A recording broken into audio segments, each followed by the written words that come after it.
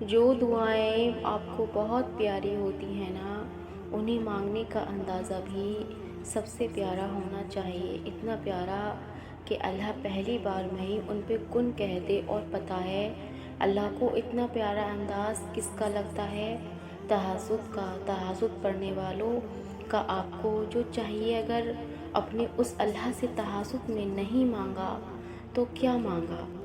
بعض اوقات ایسا ضرور لگتا ہے کہ شاید ہماری دعائیں تہجد سے بھی پوری نہیں ہو رہی ہیں، اور ایسا بھی لگتا ہے کہ شاید سب کچھ وہیں کا وہیں رکا ہوا ہے جیسے تہجد پڑھنے سے پہلے تھا، کیونکہ بعض دعائیں ایسی ہوتی ہیں جو اسے لمحے میں مانگی اور دوسرے لمحے میں قبول ہو گئیں۔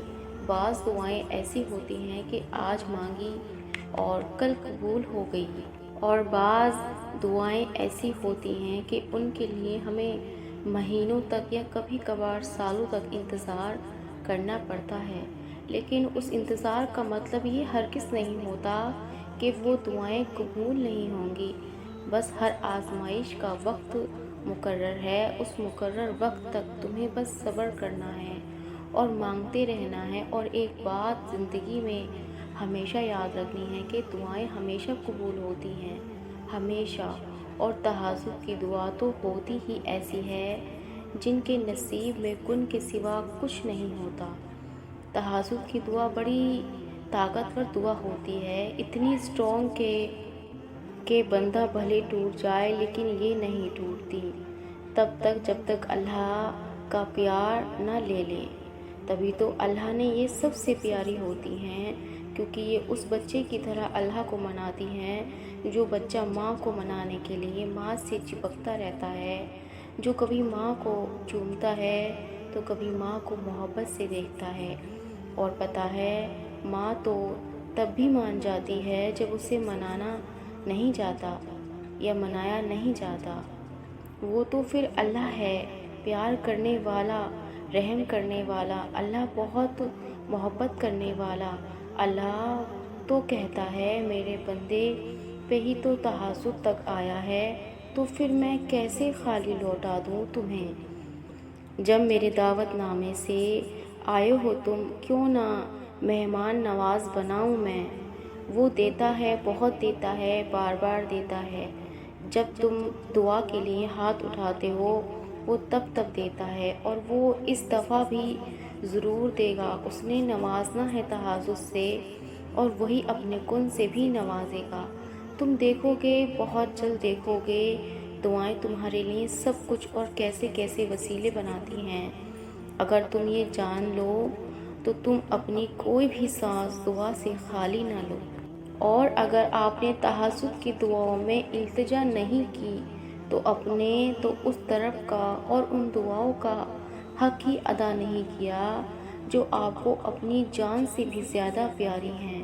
جو دعائیں جتنی اہم ہوتی ہیں انہیں اتنے ہی اہم طریقے سے خالق سے منوایا جاتا ہے۔ ان کے لیے راتوں کی نیند قربان کر کے جانماز تک خود کو لایا جاتا ہے، ان کے لیے سوتے جاگتے تسبیح کے دانوں کو گرایا جاتا ہے، ان کے لیے مشقت کی جاتی ہے، ذہنی مشقت صبر کر کے، دلی مشقت یقین رکھ کر، جسمانی مشقت اللہ کی مخلوق کی مدد کر کے، دینی مشقت برے کاموں سے بچ کر، دنیائی مشقت اللہ کے لیے وقت نکال کر۔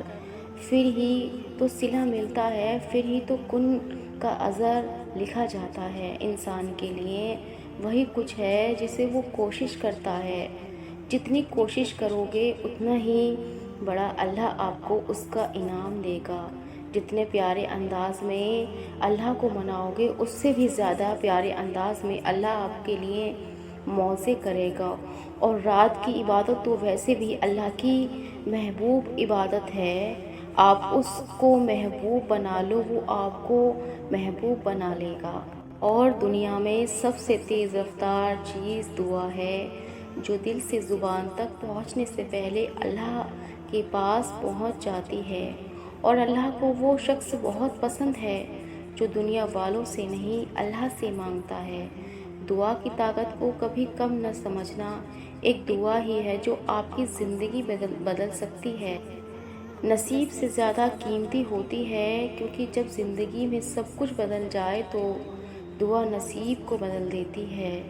بس تمہیں یقین رکھنا ہے کہ جو اس سے مانگ لیا جائے وہ مل کر رہتا ہے، پھر وہ تمہیں وہاں سے دے گا جہاں تمہاری دعائیں بھی حیران رہ جائیں گی۔ اور دعاؤں کی قبولیت پر کبھی شک نہ کرنا، کیونکہ وہ رب بے شک جانتا ہے کہ اسے بندے کو کب، کہاں اور کیسے عطا کرنا ہے۔